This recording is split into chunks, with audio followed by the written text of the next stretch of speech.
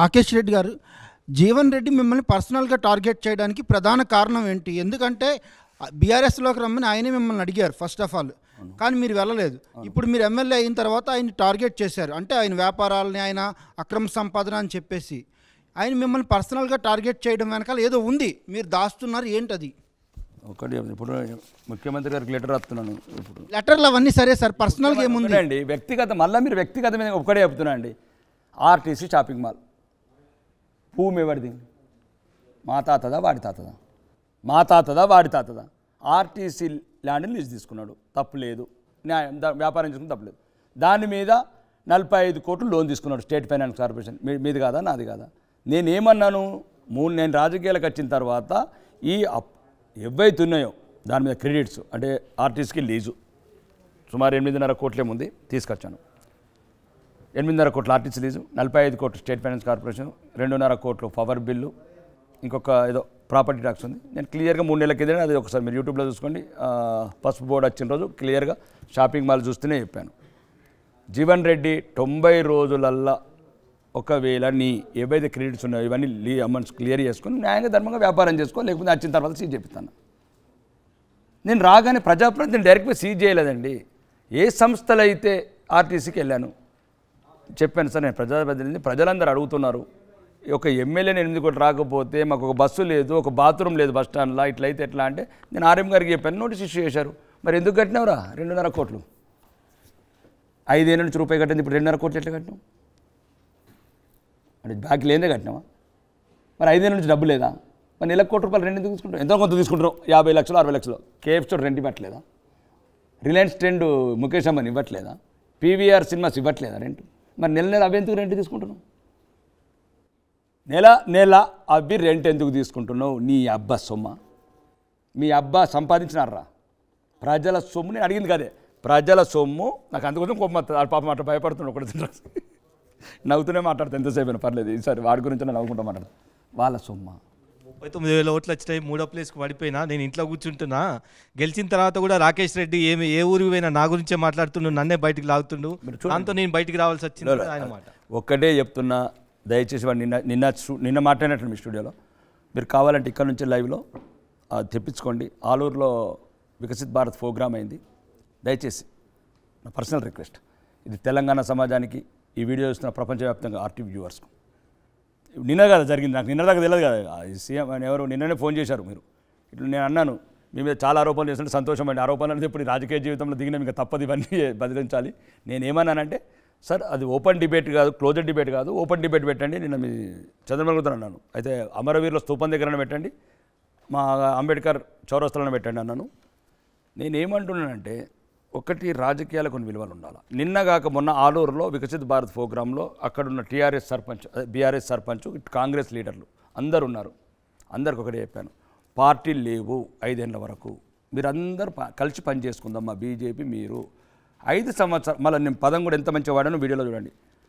మాజీ శాసనసభ్యుడు ఆసన్న గారి జీవన్ రెడ్డి గారు, ఓడిపోయిన కాంగ్రెస్ అభ్యర్థి వినయ్ కుమార్ రెడ్డి గారు, దయచేసి ఎవరి పరిచయాలు వాళ్ళు ఉపయోగించుకొని మనం అంటే బాగా అభివృద్ధి వెనుకబడ్డది ప్రాంతము, ఎవరికి వీలైనంత వాళ్ళు డబ్బులు తెద్దాం. ఇప్పుడు కాంగ్రెస్ అభ్యర్థి, కోడిపోయిన అభ్యర్థి, అలా సీఎం దగ్గరికి వెళ్ళి, మినిస్టర్ దగ్గరికి వెళ్ళి, ఓన్ పార్టీ కాబట్టి కొంత ప్రయత్నం చేయండి.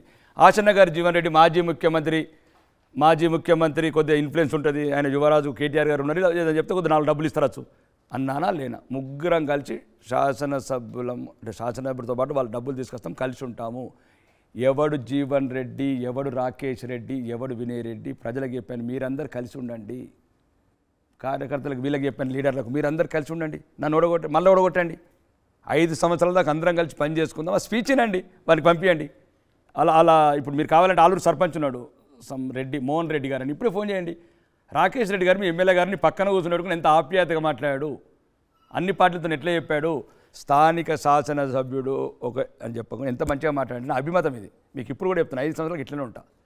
రాజకీయాలు ఎలక్షన్స్ వరకే. 1, అన్ని పార్టీలు కలిసి ఉండాలి. 2, విలేజ్లలో కులపిచ్చి ఏపిచ్చి ఉండకూడదు. 3, 4 నేను ప్రజలకు చెప్పాను, ఒకవేళ అనర్హులకు ఇట్లా ఎవరైనా గడ్డపార అంటే గుణపం బట్టి కూలగొట్టండి, మీరే ప్రశ్నించండి. ఎవైతే ఈ వెల్ఫేర్ స్కీమ్స్ వస్తున్నాయో అనర్హులకు దయచేసి ప్రశ్నించడం నేర్చుకోండి, ప్రశ్నించే గొంతులు కండి. ఇట్లా మాకు అప్లికేషన్లు ఇవ్వటము 100 సంవత్సరాలు బట్టి తిరిగినా మీకు రాదు అని చెప్పాను. అదే గుణపం పట్టి పార్కు స్థలాన్ని మీరు కూలగట్టారా? ఇదే అదే గుణపం పట్టి ఒక పార్కు స్థలాన్ని రాకేష్ రెడ్డి కూలగట్టారు. సిస్టమ్ ఏంటి ఏం జరిగింది? సిస్టమ్ కొట్టిందండి. 3000 గజాలు ఎవడ బస్సమండి.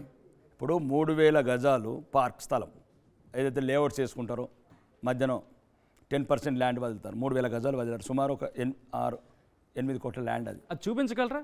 చూపిస్తాను. ఎందుకంటే ఒకటి అది చెప్తాను. ల్యాండ్ ఎందుకండి అది పార్క్లలో ఇప్పుడు మీరు ఉన్నారు హైదరాబాద్లో లేఅవుట్లో ప్లాట్ కొనుక్కున్నారా? ల్యాండ్ ఎందుకు వెళ్తారంటే కామన్ ఫెసిలిటీస్ కామన్ అమ్యూనిటీస్ గురించి వెళ్తారు. అంటే ఒక పార్కులో మనం సీనియర్ సిటిజన్ ఇంకా వాకింగ్ చేయడము, ఇంట్లో ఆడవాళ్ళంతా మార్నింగ్ నుంచి ఈవినింగ్ వరకు డిస్టర్బెన్స్, సాయంత్రం మంచిగా బల్లల మీద కూర్చొని ముచ్చట్లు పెట్టుకోవడము, మనకున్న పిల్లలు మనమలు కావచ్చు కొడుకులు కావచ్చు ఆ పార్కులో ఆడుకుంటే ఆరోగ్యంగా ఉంటారు, మంచి గాలి వస్తుంది, ఆహ్లాదకరంగా ఉంటారు, మంచి ఆరోగ్యం డెవలప్ అయ్యి. కానీ అది కబ్జా చేయడం ఏందండి? కుల సంఘాల ముసుగులో వాడి రౌడీలు వాడి గుండాలు, ఇది నచ్చలేదు నాకు. మాజీ శాసనసభ్యుడు జీవన్ రెడ్డి గారు ఇగో కులం ముసుగులో కుల సంఘాలను ముసుగు పెట్టడము, కుల సంఘాలను ముసుగు పెట్టి 3000 గజాలు 8 కోట్లు కుల సంఘాలకు ల్యాండ్ ఇవ్వాలనుకుంటే మా దగ్గర బోలే ల్యాండ్స్ ఉన్నాయి, గవర్నమెంట్ ల్యాండ్స్ లేవా? అసైన్ ల్యాండ్స్ ఉన్నాయి, దాంట్లో ఇస్తాం. పార్కులు ఎందుకండి? పార్కులు నేను చెప్పాను కదా, ఆ ఉద్దేశం అదా కాదా? ఇగో అధికారులకు చెప్తే సార్ మాకు అప్పుడు నేను ఇంకో 1% చెప్తున్నానండి, నాకు అసహ్యంగా ఉంది. ఎందుకంటే గెలిచాను కాబట్టి, కానీ అతని గురించి ఎక్కువ మాట్లాడడం కూడా ఇష్టం లేదు, ఇంకా మాట్లాడలేను. 1% మాట్లాడుతున్నాను ఇప్పటికీ. ఇంకా గెలిచాను అయిపోయింది, ఇంకా చచ్చిన పామని చెప్పేశాను. ఇగో అదేదో కొట్టింది ఒక్క నిమిషం. ఒక్కసారి ఇదే ఆ విజువల్ అది. ఎస్, ఇదే ఆ పార్కు స్థలం. ఒక్కసారి ఆ పలక మీద ఏముందని ఒకసారి చదివినిపించే ప్రయత్నం చేస్తాను మీకు, ఎందుకంటే ఎస్ ఒక్కసారి మీరే చదివినిపిస్తే బాగుంటుందేమో. రాకేష్ రెడ్డి గారు, ఆ పలక మీద ఏముందో? అది పగిలిపోయింది కదండి. పగలగొట్టేస్తారు మీరు? నేను కాదండి, మున్సిపల్ సిబ్బంది. నేను భలే ఉన్నారు. నేను చట్టానికి మొత్తం ఫ్రీడమ్ ఇచ్చాను, పోలీస్ వ్యవస్థకు ఎక్సైజ్ వ్యవస్థకు. మీరు అందరిని అడగండి జీవన్ రెడ్డి మీద కసి తీర్చుకోమని.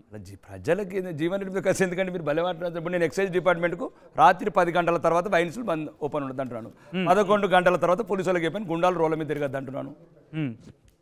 అది తప్పంటే చెప్పండి, మరి మీరు చెప్పినట్టు చెప్తాను. నేను రాత్రి అంతా ఉండని 5000 మందికి గల్ఫ్లో ఉద్యోగం ఇచ్చినట్టు చూపిస్తే నేను రాజకీయాల నుంచి తప్పుకుంటా, లేకపోతే రాకేష్ రెడ్డి తప్పుకుంటారా? నేను 5000 మందికి సహాయపడ్డాను ఉద్యోగాలు ఇవ్వడానికి అన్నాను. గల్ఫ్లో ఉద్యోగాలు ఇచ్చినాను, ఇక్కడ నా సంస్థలలో ఇచ్చానని చెప్పాను. ఒకటి ఆయన చేస్తున్న సీదా క్వశ్చన్ అయితే మాత్రం అది 5000 మందికి మీరు గల్ఫ్లో ఉద్యోగం ఇచ్చారు. ఈ రోజు కూడా ఇప్పుడు నా ప్రయత్నం నిరంతరం అండి యువత గురించి. మీరు ఎవరు నిరాశపరిచినా నిరాశపడను. ఇప్పుడు ఈరోజు ఆన్లైన్లో ఎట్లా ఇస్తారు మా వాళ్ళంటే ఒక వైరల్ ఉంటుందా దేన్ని అంటే ఏ గ్రూపులు ఉన్నా కానీ ఇప్పుడు ఒక ఇజ్రాయెల్తోని మేము ప్లాన్ చేస్తున్నాం ఒక 1000 వీసాలు గవర్నమెంట్ ఏజెన్సీ ద్వారా. What is wrong? తెలంగాణ రాష్ట్ర గవర్నమెంట్ ఏదైతే ఉందో ఆల్రెడీ ఇజ్రాయెల్కి ఇప్పుడు గవర్నమెంట్ ఆఫ్ ఇండియా అగ్రిమెంట్ అయింది 10,000 ఉద్యోగాలకు. ఎందుకంటే అక్కడ హమాస్తో గొడవల ఉట్లా మొత్తం మనకు అక్కడ నీడ్ ఉంది. ఫలస్తీనా వాళ్ళందరినీ బయటికి తీస్తున్నారు. 10,000 ఉద్యోగాలు వస్తే ఒక 1000 ఉద్యోగాలు నేను మాట్లాడాను. మీరు ట్రై చేయండి, గల్ఫ్ రిటర్న్స్ కొంటే మేము మెసేజ్లు ఇస్తున్నాం. అందరు ఇప్పుడు ఎమ్మెల్యే క్యాంప్ ఆఫీస్లోనే ఉద్యోగాలకు రిసీవ్ చేసుకుంటారు అప్లికేషన్. మీరు వెళ్ళండి, ₹1 ఇవ్వద్దు, ₹1 కూడా ఇవ్వద్దు. పాస్పోర్ట్ ఫోటో కాపీ, ఆ వర్క్ ఎక్స్పీరియన్స్, ఆ 7 స్టేట్స్ 7 గల్ఫ్ కంట్రీస్ ఇవ్వమంటున్నాం. ఒక ఫోటో ఇవ్వమంటున్నాం. ₹1 ఎక్కడ ఇవ్వద్దు. వీసా మేము కన్సల్ట్ అయిపోయిన తర్వాత అప్పుడు టికెట్ వరకే ఉంటుంది. లేకపోతే 10-15 లక్షలు పెట్టిపోతున్నారు అక్కడ ప్రాంతంలో. ఎందుకు అనవసరంగా? రాకేష్ రెడ్డి గారు, మైనింగ్ విషయంలో జీవన్ రెడ్డి ఒక సెన్సేషనల్ ఆరోపణ చేశారని అంట.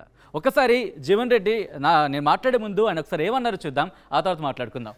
జీవన్ రెడ్డికి సంబంధించి బయట ప్లే చేయండి. మా దగ్గర ఇసుక లేదు, మా దగ్గర మైనింగ్ లేదు, ఐరన్ ఓర్ లేదు, అసలు మైనింగ్సే లేవు. ఈ రాష్ట్రం మొత్తం కలిసి మట్టంతో 5,000 కోట్లు రాదండి. వాడు అజ్ఞాని అండి. వాడు 8వ తరగతి చదువుకున్నాడు సార్. వాడు ఒక స్మగ్లర్, ఒక సైకో, ఒక డ్రగ్గిస్ట్, ఒక కొకైన్ అడిక్ట్ అయిన వ్యక్తి. వాడు అబ్నార్మల్గా మాట్లాడు. నేను చెప్తా ఉన్నా కదా. ఈ చూడండి మీరు, ఎఫ్ఐఆర్ చూసి కూడా నమ్మకపోతే. అది ఆయన అంటుంది, ఎఫ్ఐఆర్ చూసి కూడా నమ్మకపోతే ఎలా? చెప్తానండి ఎఫ్ఐఆర్ నేనే ఎన్నిసార్లు ఎఫ్ఐఆర్ అంటారండి? కాదు, ఒకటే ఒక ఎఫ్ఐఆర్. నేను భారతీయ జనతా పార్టీలోకి పోయినప్పుడు కూడా నా ఎఫ్ఐఆర్ ముందు ఇచ్చాను. విలువల గల పార్టీ, దేశం గురించి పార్టీ, ధర్మం గురించి ఉన్న పార్టీ అని ముందే ఇచ్చాను ఎఫ్ఐఆర్. ఇది నా మీద ఉన్న ఎఫ్ఐఆర్, నా మీద ఉన్న ఛార్జ్షీట్. కానీ I'm 24 carat gold. Charge sheet చూడండి, మీకున్న ఆర్టీవీకి ఏదైనా ఉంటే లీగల్ టీం ఉంటే వాళ్ళకి పంపించండి. వాట్ ఈస్ ద ఛార్జ్ షీట్లో ఏముందో చూడండి. 1% ఎఫ్ఐఆర్ కాపీలో ఎవరైతే A1 to A5 ఉన్నారో అడగండి రాకేష్ రెడ్డి అని. ఏం కావాలండి? వాడో పిచ్చి పిచ్చి మాట్లాడి ఓడిపోయి